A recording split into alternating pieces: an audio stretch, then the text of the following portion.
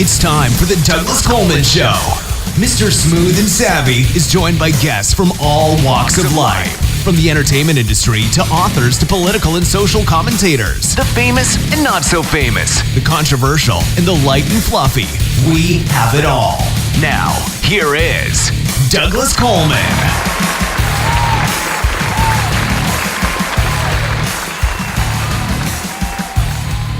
Howdy-howdy-o, hey-hey-hey-hee-hee-ha. Welcome to the Douglas Coleman Show. It's me, Douglas Coleman. How are ya? We are back. We had a 2-week break for Thanksgiving, and we're back. Hope everybody had a good Thanksgiving. It's always a favorite holiday of mine. You just eat yourself till you're stuffed and then fall asleep. I think that's a great agenda for any holiday. We have a brand new show for you today, which I'm very excited about. My first guest is David Wakeen. He's originally from Massachusetts. David is an insurance specialist in the oil and gas industry and works as an independent insurance adjuster, helping victims of hurricanes and other major disasters. He wrote a book called 9/11 in the World Today. He was actually down at the 9/11 site a couple of days afterwards, and he'll tell us about that. David is followed by J.J. McGuigan, who is a singer-songwriter, guitar player. JJ was a VH1 Save the Music Songwriting Contest finalist, and his EP is called Dissociative. We've got 3 of the tracks to play from his new EP. One of the tracks we will play at the beginning of the interview before the interview starts, as we kind of ran out of time during the interview. The other 2 tracks will be played during the interview. The track of JJ's that we're going to play at the beginning is called Home, and it's a very nice song. So, not too much time for chit-chat. We will be right back with David Wakeen. Go listen, download, and subscribe to The Douglas Coleman Show. It's available at the website douglascolemanmusic.com/DCS. Also on iTunes, Spreaker, and YouTube. The Douglas Coleman Show is an internationally syndicated talk and music show that features fascinating and sometimes famous guests from all aspects of the entertainment industry. The topics can range from light and fluffy to sober and serious. Our focus is on music artists, but we also feature producers, authors, directors, and even promoters. The Douglas Coleman Show. Sometimes chat, sometimes music, always entertaining. Again, it's available today at the website douglascolemanmusic.com/DCS. You can also connect with them on Facebook at Douglas Coleman Show 1, follow on Twitter at Douglas Coleman 3, and you can even find them on TuneIn Radio. Again, that's the Douglas Coleman Show at the website douglascolemanmusic.com/DCS, iTunes, Spreaker, YouTube, and more. Go listen, download, subscribe, and share with your social networks today. Okay, please welcome my guest, David Wakeen. Hi, David. How are you? Great. How are you today? Doing well. You're originally from Massachusetts, yeah? I'm also a New Englander. Grew up in Massachusetts. I haven't lived there since 2005. I moved away to Las Vegas, but always miss New England, even in the wintertime. You wrote a book. You're also an insurance specialist. Why don't you just tell us a little bit about your background, and then we'll talk about your book. I grew up north of Boston in a small town called Tewksbury, and then went to college and then grad school, went to a semester of grad school, had enough of that, and then studied about 40,000 hours on my own, a wide range of topics, and wrote a book called 9/11 in the World Today, and that's what I'm here to talk about, is that basically. I was a rescue worker at 9/11, so I have a first-hand experience of what occurred there. It was an incredible experience, one that I'm, delighted that I have done, but at the same time, I regret doing it at the same time. So, well, yeah, that must have been something else. Now, you were there right at the time that the planes crashed, or did you come after? No, I went on the 13th. I was there. I arrived at 4 a.m. on the 13th to the 18th. And then I came back home to Florida. Then we went back up the following week. And we walked, me and my friends, from firehouse to firehouse, almost every station in Manhattan. and Lower Manhattan. And we talked to the guys. We talked to all the firefighters, and we heard their stories, and those stories were amazing stories. And so, one story was sadder than the next is how it actually worked out to be. I remember one story in particular.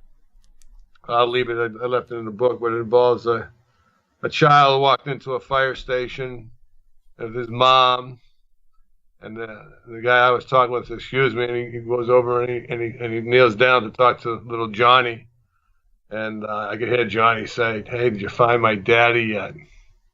Yeah. And I don't care, where you are or what you're doing. That just grabs you by the claw of your throat, and Yeah, that's going to break your heart, for sure. yeah, it does, So what exactly were you doing down there? I was a volunteer, and so I actually, the first day I was there, I was drafted by this guy, Tim Mullally, who was a John Deere owner. He owned John Deere distributorship in upstate New York, and just north of the city. And he and I went around collecting oxygen and acetylene tanks and providing those to the welders and picking them up. And they were pretty heavy. The acetylene tanks were like 225, 250 pounds. So, we're picking those up, putting them on the back of the gator and bringing them in to just handle all the needs of the welders and the guys who are cutting the steel to make ways through and everything. And there's a huge bucket brigade there, 4,000 people on the pile, just passing bucket by bucket going by. But then the following day, he gave me a gator. John Deere shipped in 13 more gators, and these were such incredible utility machines, and they were so useful in a disaster like this, just to get around because there was no transportation. And so I would take the supplies from the Stuyvesant school, food or whatever it was that people needed, and bring it down to the hole, which is 3/4 of a mile away, and then pick up people usually or something and bring them back to civilization from when they needed rest and stuff like that. So I heard a lot of stories. I saw a lot. I was actually in the hole, and I saw probably more of that disaster site than most people, because of the the mobility that I had with the gator, and it was horrendous in size. But you had to worry. You had to wonder where was the rest of the building, because there was no concrete there. There wasn't one piece of concrete bigger than the smallest grain of sand at the beach. You couldn't find a piece of concrete, and it was all in the air, and the glass was all in the air. You expect to see, tons and tons of glass and tons of concrete, but you didn't see that. Instead, you were breathing it. You just breathing that glass, the glacious fibers that was in the gray dust that proliferated everything. It covered it like a blanket. Everything, the streets, the cars. I remember seeing the videos, certainly. I was in Boston at the time, and there were just these plumes of gray smoke everywhere when the towers collapsed. So that was all the concrete dust. I don't understand how concrete can turn into dust. Yeah, well, what they have is there's a technology that was developed by Tesla, and it was directed energy technologies. And what it's capable of doing is actually breaking the cohesive atom, molecular bonding of the atom, as we'll say, right? So you have the directed energy technology, which Dr. Judy Wood substantiates in her research. Her vast amount of research includes the various amounts of funding that the Air Force received for directed energy weapon technologies. So you have to, once you understand that, what brought the buildings down, it really narrows the actual list of suspects of who actually did it. And that list would have to be someone that has control of government technology, because that's the only people that I know of on the planet that actually have directed weapon technology and directed energy technologies. Okay, so you don't believe that it was the planes that hit the buildings that actually brought the buildings down, that was just a cover for something more devious that brought the buildings down? Oh yeah, 9/11 in the World Today, my book, it goes over like who actually did who actually committed the murders, the mass murders, because that's what it was. And there's only 2 chapters on 9/11. So the rest of the book is about the world today, because if you look at the world today, there's a long list of oppressors that are actively employing methods to create strife and unhappiness on this planet, destruction. Okay, that's what the book's about, basically. All right, let's talk a little bit about the names, who those people are, and what the mechanisms that they use to suppress all of mankind. All right. Do you want to talk a little bit about the book, or do you want to just leave it mysterious so people have to buy it? Well, either way, I'd be delighted. There's a lot of talking. It's a big book. It's 580 pages. So, well, let's just talk. We'll cover a little bit of it, because I have seen some of the theories of, different, what they called conspiracy theories about 9/11. And I don't know. I haven't read your book, and I don't know what happened. Okay, but what I did find bizarre was the one building that came down all by itself, the smaller building on the side. Yeah, Building 7. Building 7, right. Now, when I saw that video, 5:30 in the afternoon. Right, at 5:30 in the right. Now, that seemed very weird to me, because okay, the towers did suffer some structural damage by the planes hitting them, but that one was just sitting there, nothing. And then all of a sudden, just out of the blue, it comes down, and it comes down perfectly, like when you see them take out buildings, the demolition guys, where it implodes on itself and each floor kind of pancakes down. It came down perfectly like that. Absolutely. Yeah, that's hard for me to believe that wasn't deliberately set.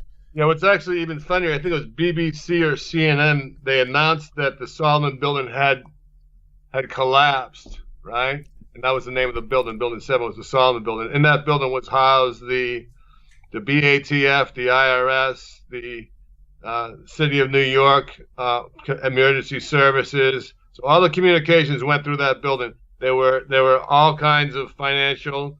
FINRA was there.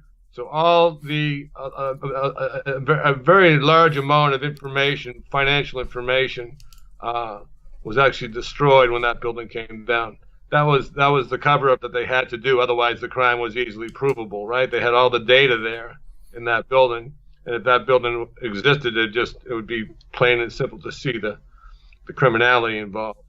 There was something about BBC actually reported that the building came down before it actually came down. Yeah, BBC or CNN. One of them they report the Solomon building had collapsed, and the building, you could see it up behind their head still for like another 2 minutes when they're talking about it. Right, it hadn't come down yet. It hadn't collapsed. Yeah. They announced its collapse, right? I did see that film. I thought there's there's another interesting perspective too. If you look at the actual camera views of everything, all the major networks had their cameras in exactly the same line of sight. So from different distances away from the trade towers, but there's and it's in my book. There's all kinds of media that too many coincidences occurred in actual filming of that episode in American history, if you will.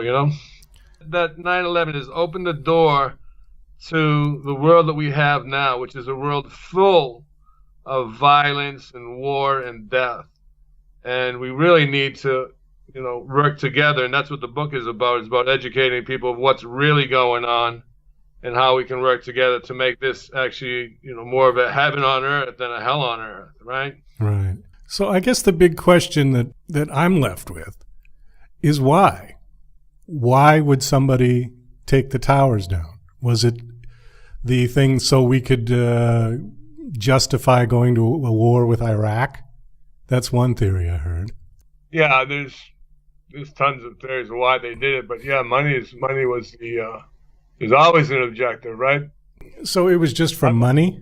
I'm not going to speculate why people commit mass murder. I have no idea. I haven't asked the people why they did what they did, and I don't think I'd get quite the answer that you were hoping to get either.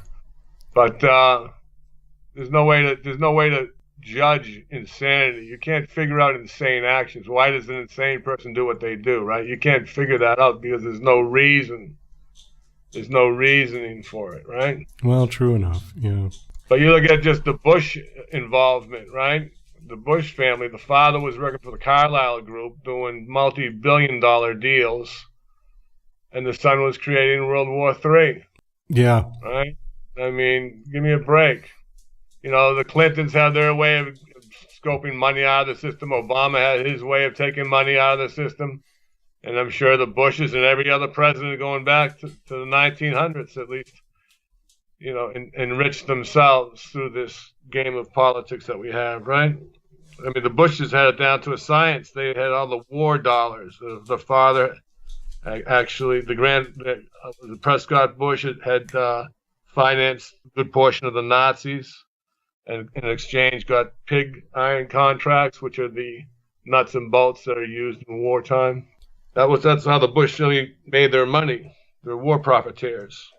One of the questions on your bio that I wanted to ask you is, it says, why is the MSM attacking Trump? Why is the mainstream media attacking Trump? To work for the vested interests. I mean, the media's job at this particular point seems to be to inflame the minds of the citizenry, right? I mean, a lot of the media stories you see on television are just to make sure that mankind doesn't have any peace, right? That they're sitting there and they're bombarded on a daily basis. And one of the things that they're being bombarded with right now is just hate and unpatriotic vitriol. I mean, we have people that are going around and, you know, being so mean to other people that you wonder, you know, who brought these people up? You know, where are the basic fundamentals of manners that we used to have in society? And that's what the media is destroying. They're making it so that it's okay to do anything in society, right? Anything goes. It is odd how crazy it has become, where sort of how far to the left politics has gone, to the point where it's come around to the right.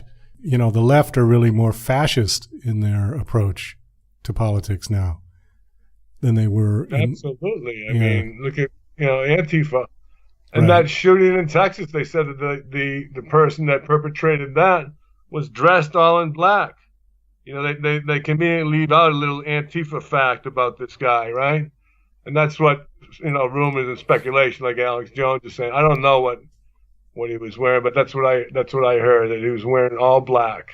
And you don't have that. That's not even covered on the news, right? But because it is slanted to destroy America.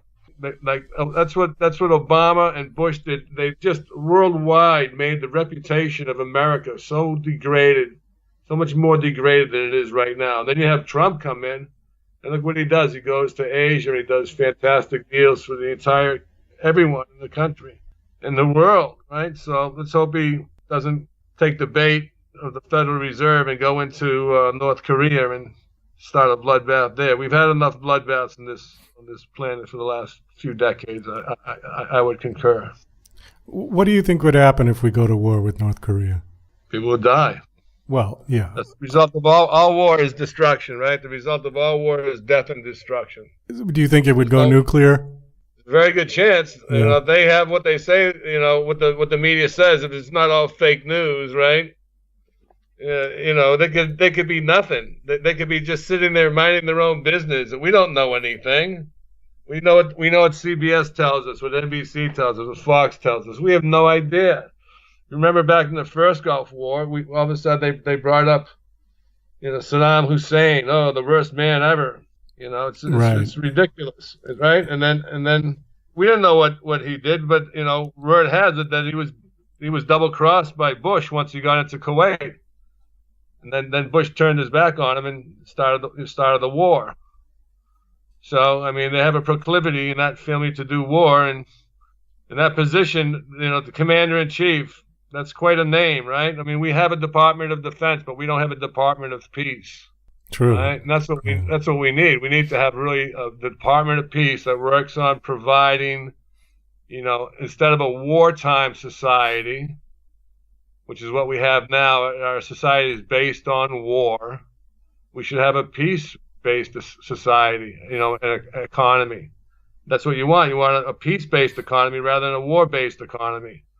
If we build products, and that's what Wakeen Labs does, right? If we build products that uplifts society rather than denigrates it and kills it, imagine all the good that could be done. If all the defense contractors were suddenly outlawed and they had to start building products that contributed to man's existence, contributed to the human plight of this world, right? To make it nicer instead of the bloodbath that it is. We've killed millions and millions of people, all in the name of, we'll get them over there before they get us over here. What is this, like first grade? This is ridiculous logic. The whole thing is ridiculous. Well, it's a great idea, and I wish it would happen. I don't think that we as a human race are quite there yet. We've got people that still believe in fanatical religions. We've got people that we speak all different languages, all different races. And America is supposed to be a country where we all just come together under one flag and one government. And it worked for a while, but I think it's failing at this point because I think people are not assimilating as much as they should. People, when they came to this country, they were proud to become an American.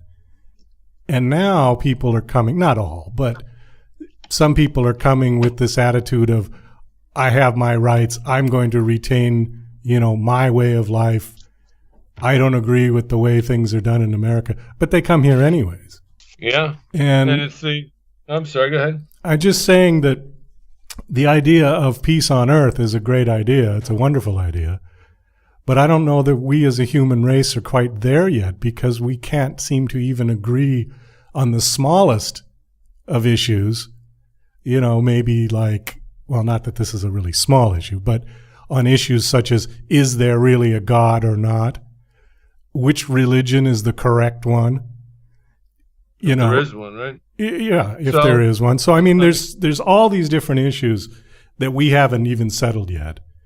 And see, that's what the media actually does, right? The media their whole intent is to destroy the repute of America, right? And you touched upon that, right? Because that's what you and when you look at it, you just have when you watch the media, when you watch the news, you get this impression that humankind is a very debased species, right? It's a very horrific species that goes around killing and doing this and doing that.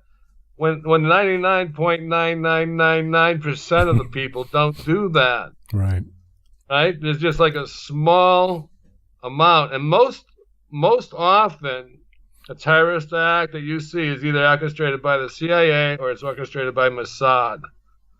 Right? It's not by these, people that are on their own and they're out there. Occasionally they are. But if you look at the Vegas shooting, it's a great example, right? Right. That was an intelligence agency operation. If it wasn't, then why haven't they come out with the actual timeline yet? Right? They just buried it. Right? They don't want you to know what actually happened because they can't get their story straight.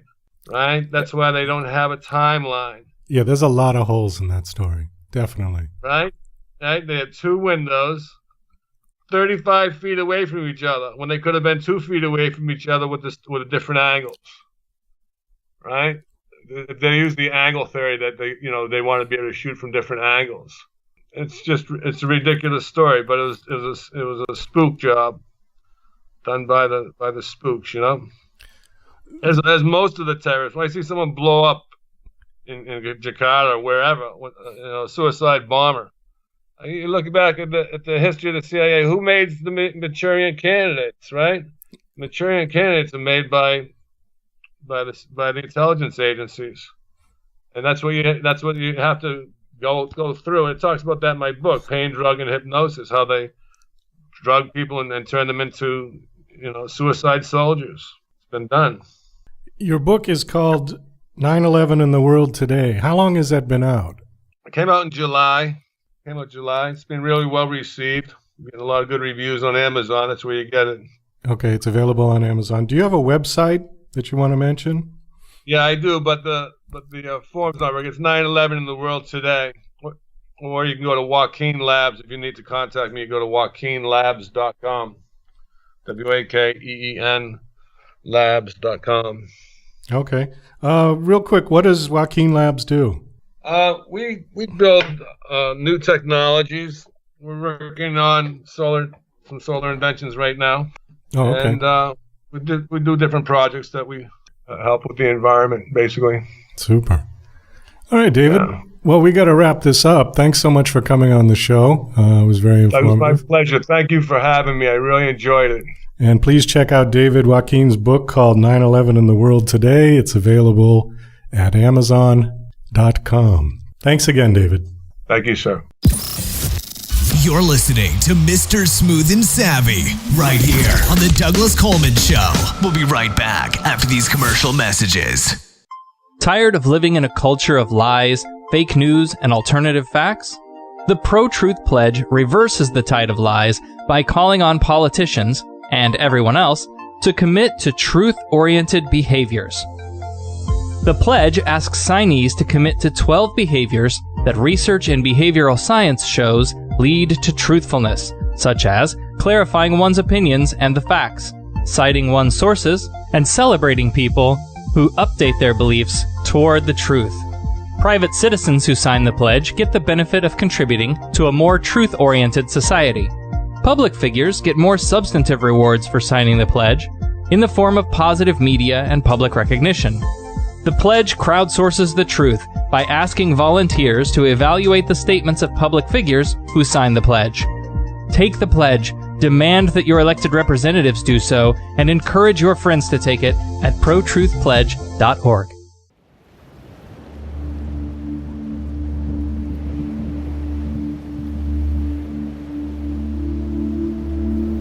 After the loss of my dog Mandy, I had difficulty sleeping.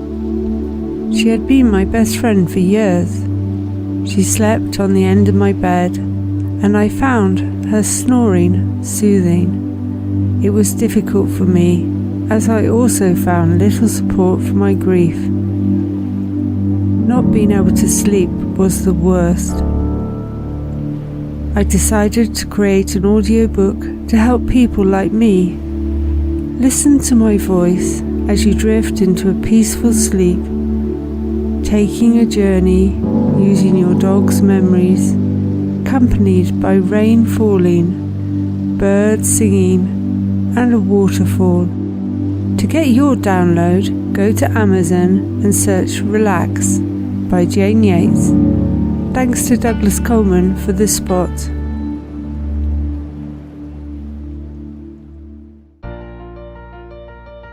DJC Music and DJC Productions are pleased to announce a brand new website. We have started a listing website for radio show hosts as well as potential show guests. This is a meeting site where hosts and guests can come together. Show hosts can list their show and types of guests they're interested in booking.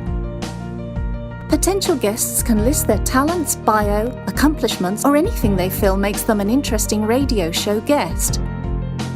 There are no recurrent payments, only a one-time $5 listing fee. Your listing will stay up until you decide to cancel. Previous guests of The Douglas Coleman Show are welcome to submit their guest listing free of charge. Go to radiohostsandguests.com. That's radiohostsandguests.com.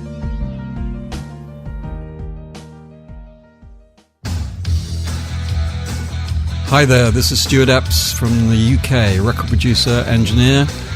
You might have heard of me. I've worked with artists from Elton John to Led Zeppelin to Bad Company, Twisted Sister, Robbie Williams, Oasis, many, many great bands and artists in the past and the present and hopefully in the future. But you can work with me as well. You know, all you got to do is get in touch with me on eppsmusicproductions.com. That's EPPSproductionsmusic.com. and I can help you with your productions and with your recordings. A lot of people do home recordings now, which you can only take so far. Maybe they need a bit of professional help. So get in touch with me and we can sort it out. And thanks for Douglas Coleman for giving me this spot. Thanks a lot. Cheers, bye.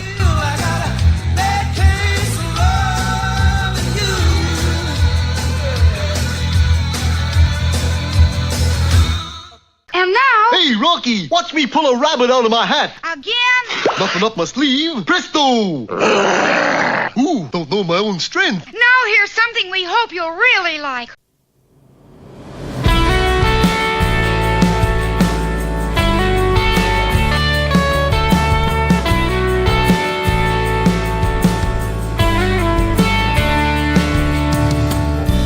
As I wander, searching for a place I've never known, like the time that I see your face makes me realize there is something real out there, and I wonder how long till I reach this place. Home sounds like a nice idea to me.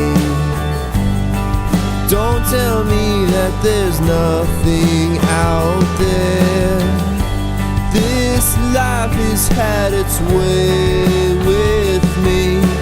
Breathing in, home is where I wanna be.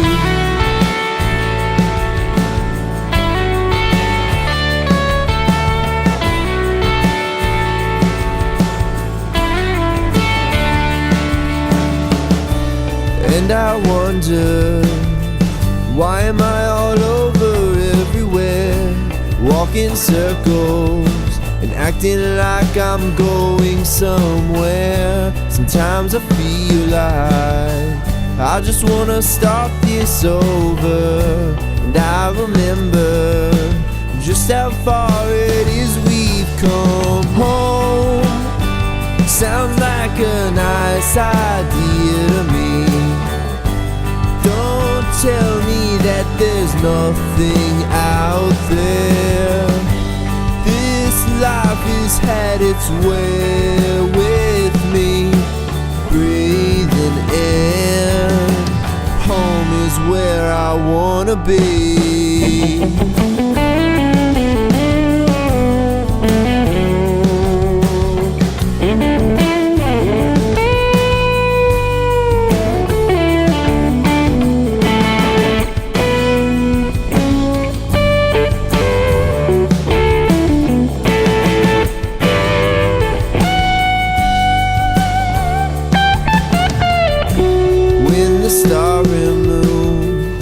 Shines its light from outer space, I will take you and we will never turn away. When all is said and done, you will be the only one that I will need for all eternity. Home sounds like a nice idea to me. Don't tell me that there's nothing out there. This life has had its way with me. Breathing in, home is where I wanna be.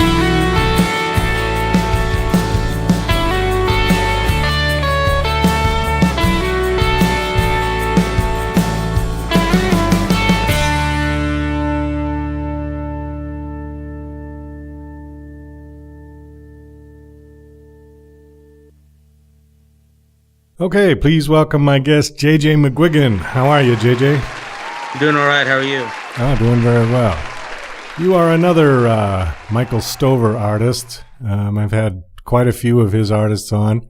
Yeah. And to Michael's credit, every one of them has been really good, which I'm always happy about. I haven't actually listened to your music yet, so okay. I can't comment on it just yet. But okay. No problem. like I said, when I get stuff from Michael, I usually don't even listen to it before the show because I know the music's going to be great. And I like to listen to it fresh, for the first time when they have the guest on. Just Right. Just kind of keeps the responses. Yeah, I get that. Yeah. So anyways, before we get to your music, we've got 3 songs to play, so we're going to have to kind of move it along here. Why don't you give us just a little background on yourself? Tell us a little about yourself, and then we'll get to one of your songs, and we'll just carry on like that. Okay. Well, I started off musically when I was 13. I got my first drum set, and then played those for a few years and was heavily involved in sports all throughout college.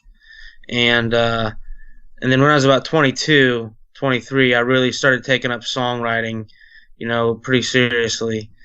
And been doing that ever since. About a year or two after, I started taking it up, I entered a VH1 songwriting contest and finished in the finalist category, which was just it was an international. It was for Save the Music campaign, that campaign they've had going on for quite a while. Oh yeah.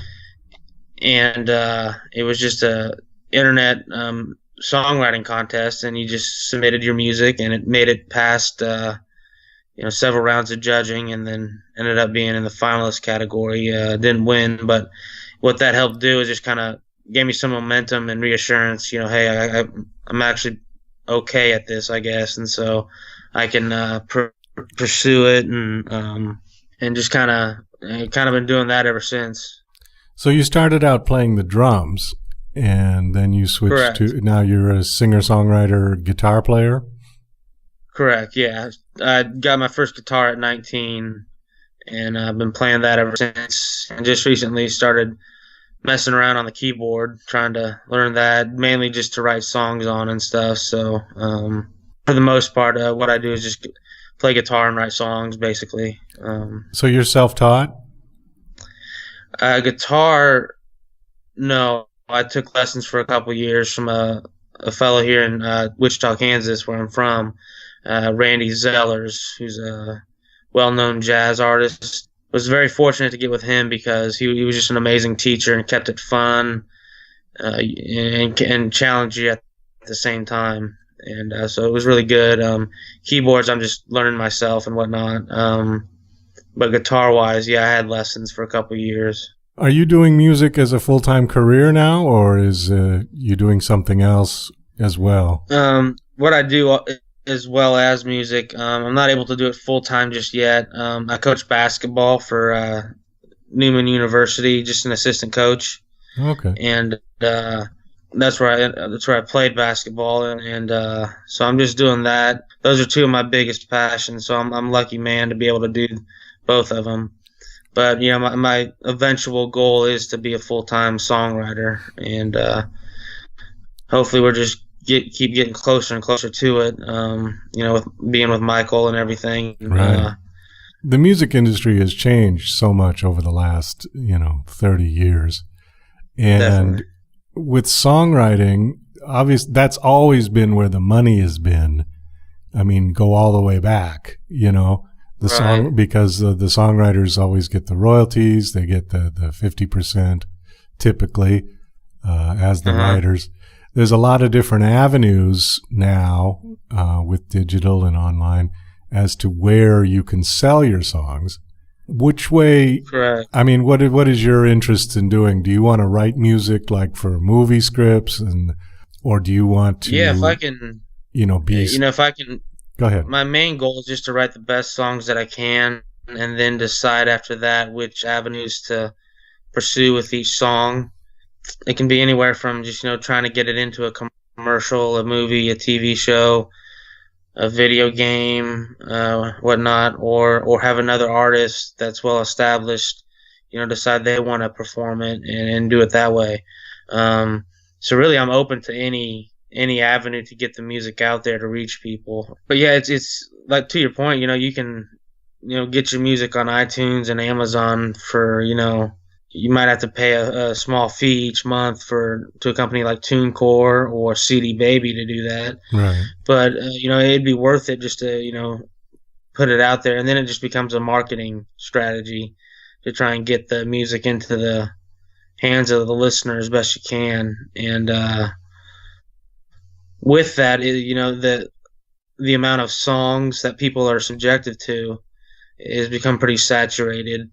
I think overall that's a good thing because that more people can get their music out there, which is overall a good thing for the artist and the listener. It does kind of make your competition a little stiffer just because you're competing against, everybody. Right. But I really try not to look at it as a competition, but just, hey, let's just make the best music we can, and for ourselves and for anyone that's willing to listen and see if they like it and whatnot, and hopefully it reaches them and we can earn a living doing it. So that's kind of the mentality I have behind it. I saw an interview with James Taylor, and he had a real good point about technology. He put it very well. He said, back when he got signed in the late 60s, he said it was all about you needed to know somebody to get the door open. Yeah. He said once you got into the room, there was no one else in there but you.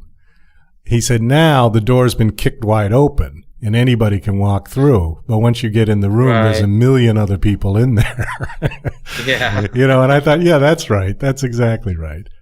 So what you said is correct, that it's anyone can get their music put on iTunes or Amazon, anywhere. You can just list it. Yeah. But to get people to find it now is the trick because there's so much out there. The other part that I think personally for me is unfortunate is that because of it, all the digital thing, people have this real aversion to paying for recorded music these days. And it's not like the old days where you could make a good living selling records. Yeah. People just they'll go on YouTube and just listen to your song and watch your video. And, nobody wants to pay for anything anymore. And it's sad. So artists have had to change their strategy and they've had to, now it's performance.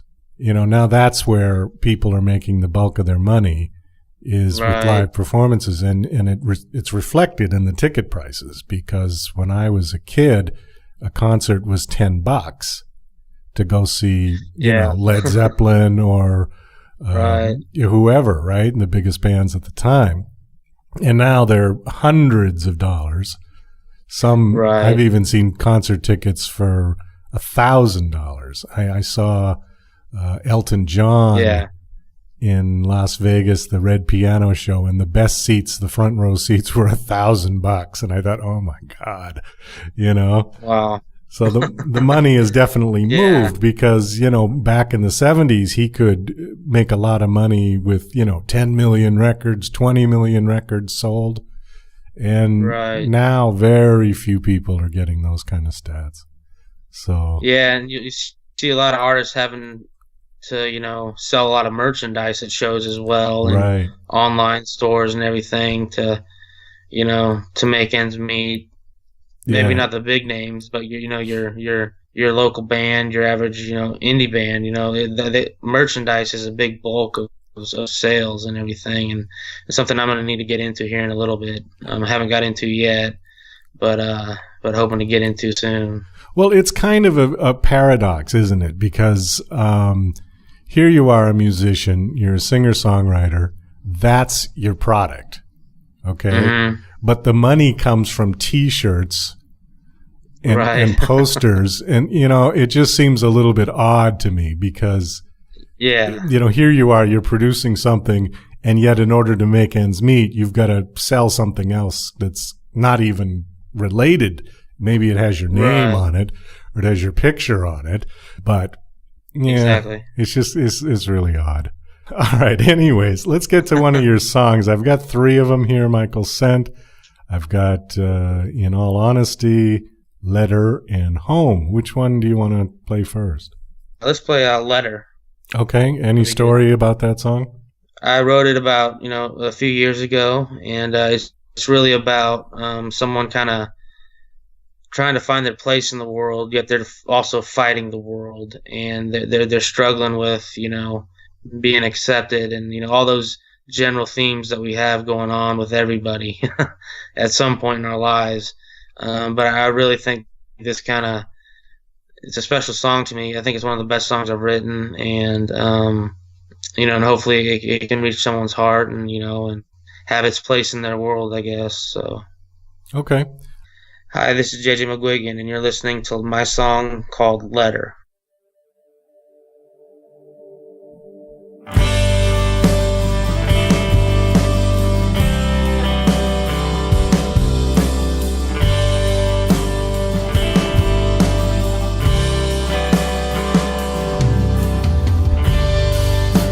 Afraid of what's in my mind. I don't like what's in my heart.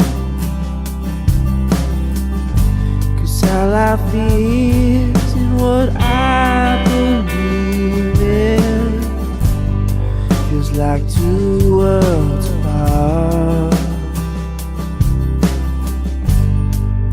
As I walk along in the midnight, a fool drowning in his pain. Could you treat me like a brother and let me know I'm not alone when I feel this way? It isn't easy to admit this about me, and I only hope that you'll listen. Say a prayer. We'll climb every mountain, cross every sea, and maybe I can show you there's something special about me.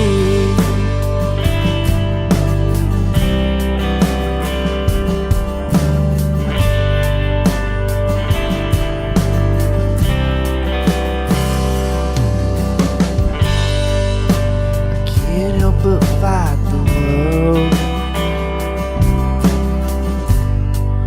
as I search for a place to belong. 'Cause all they've ever known from me are all the things that I've done wrong. I may be the worst of sinners, and you could be the greatest saint. Or could you treat me like a brother? For tonight we can be one in the same. It isn't easy to admit this about me, and I only hope that you'll listen. Say a prayer. We'll climb every mountain and cross every sea, and maybe I can show you there's something special about me.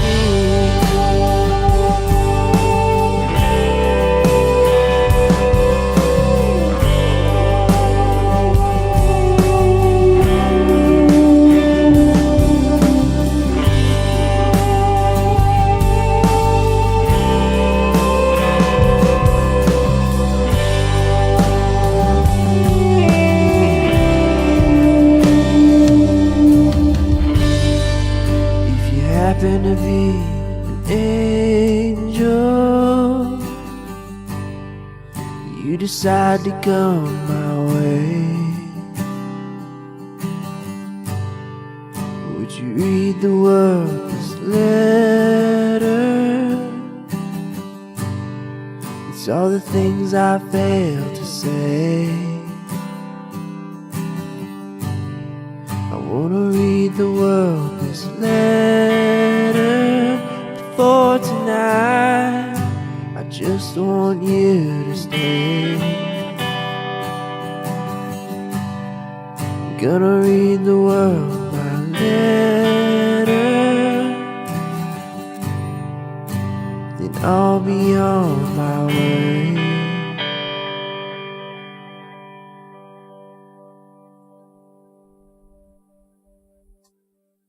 Hey, very nice. I like that.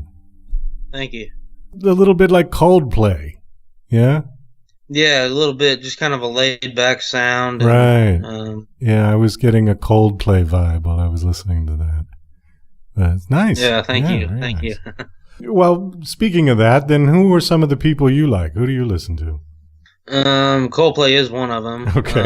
I also like going back to the 90s when I first got into rock and roll. You know, bands like Lives, Creed, and you had Stained, Goo Goo Dolls, and a lot of those bands that really expressed a lot of emotion in their music and everything. And you know, today my influences are still the same. You know, those bands, but I'll listen to anything to try and draw some inspiration from. If it moves me emotionally, you know, it's done its job. You know, regardless of who it is, and so right. I'm pretty much I'm a little bit broader in what I listen to today. So now the production's real nice, very clean. Yeah. Do you have other people playing on that track? Yeah, it's basically me and Garrett Crow is he's another instrumentalist, played drums on there as well as a little bit of guitar, and he's actually the singer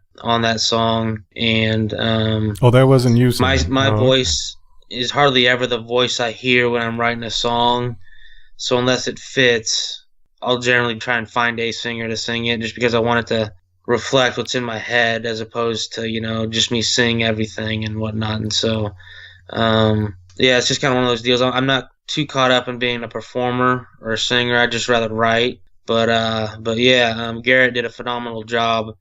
I loved working with him, putting the full band aspect of it together, because I had all the songs written out singer-songwriter style and everything. And then I wanted to go in and get a full band version of all 5 songs that are on the EP, and we were able to do that. And I got another 5 songs that I'm working on with my buddy Brian Elwick. Phenomenally good, good instrumentalist and good with melodies. And so we're working together on that as well. Okay. Now the 3 songs that we've got, are you singing on any of them? No, I'm not. Oh, okay. And is Garrett singing on all of them? Garrett's singing on Home and Letter, and then Scott Spriggs is singing on In All Honesty. There was one thing I wanted to ask you, because I've heard this name come up a couple of times. It says that you attended Full Sail University. Mm-hmm. What is that? I mean, what do they do there? It's they're located in Orlando, Florida, but I took classes online. I got a master's degree in in entertainment business from there, and it's a pretty, you know, nationwide, pretty big school for music, whether it be the business side of things or the performing side of things. They have very good, you know, production classes and whatnot and degrees you can get. You do have to actually physically be there for those, but pretty good school as far as, you know, the professors are all people that have been in the business, done things like that, and so it's one of those deals that it was a good experience and a good learning experience for me. I try and apply it whenever I can, basically, to, you know, help further my career as a songwriter. So you have like a virtual classroom. You just tune in at whatever time, and the professor is on a webcam or something like that? Yeah, we had some of that. A lot of it was you had 1 or 2 of those a week. Basically, it was a 12-month course, and each month you took a class, and it was just that one class. And so you'd have probably once or twice a week a virtual classroom type experience, and then you would have assignments you do, and then you could just email back and forth between the professor and yourself. And they had taped videos as well to help you out, and they offered you online texts, like books you could just, that were yours, but they were online, and so you could read off of that and everything. And it was a good experience. I had never taken online classes, so that was also new, but a good experience learning from them. It's something that I've always been kind of interested in trying, you know, just to do something like that. Yeah. But one of those things on my list to do, but I just haven't gotten around to doing it yet. I'd think it'd be worth pursuing, and just what setup would be best for you and everything. And and there's other schools too. Full Sail is one of the better ones that I did when I was researching schools like that. I think it'd definitely be worth a shot. All right. Well, JJ, we're kind of running short of time here. I do want to get one more song in. Do you have a website that you want to give out so people can come and check you out and check out your music? Yeah, definitely. It's jjmcguiganmusic.com. Just JJMCGUIGAN music.com. And you can download, there's about 8 songs on there. There's all 5 from the EP. And you can download them at your name your own price. Oh, great. Just want to get it into people's hands right now. And so. All right, super. And we've got one more song, In All Honesty, to play. So why don't you introduce that? Oh, any story on that one first? Yeah. That one was really just kind of, it's a self-reflecting song, trying to heal oneself and figure out, how to do that and everything. And so it's a good song that I think invokes self-reflection, and so I really liked it. Scott Spriggs is a singer on there, and you're listening to In All Honesty by JJ McGuigan.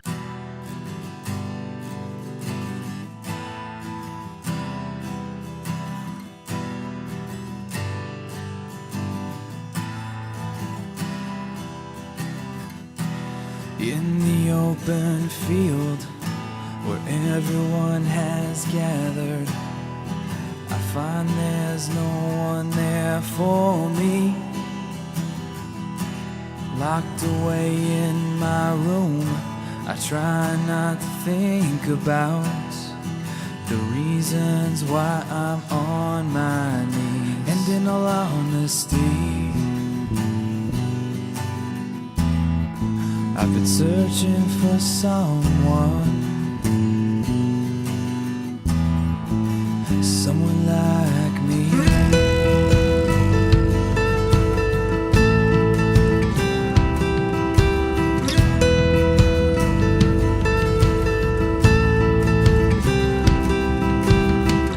To be honest with me now is the only way to climb back to the light and face the day.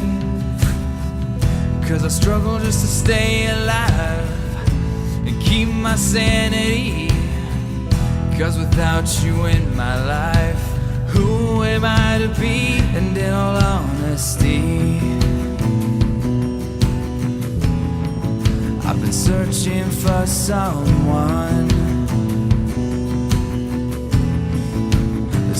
like me.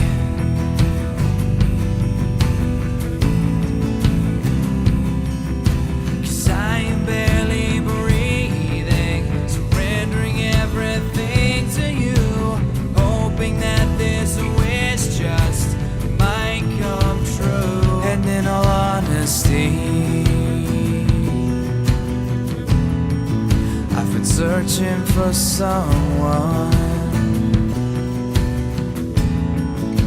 to set me free, to set me